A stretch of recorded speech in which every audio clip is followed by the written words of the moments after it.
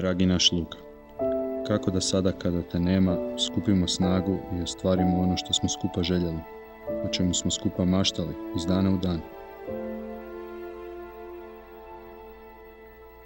Ništa, prijatelju, više neće biti isto. Kako sada dalje kad se čini da ništa nema smisla? Kad je tuga što te nema jača od ičeg drugog što nas je vezalo? Nažalost, jedan dio nas morat će zauvijek šutiti.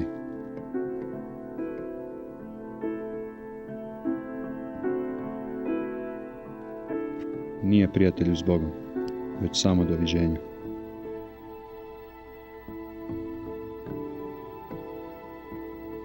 Barem dok se ne sretnemo opet na nekom ljepšem mjestu.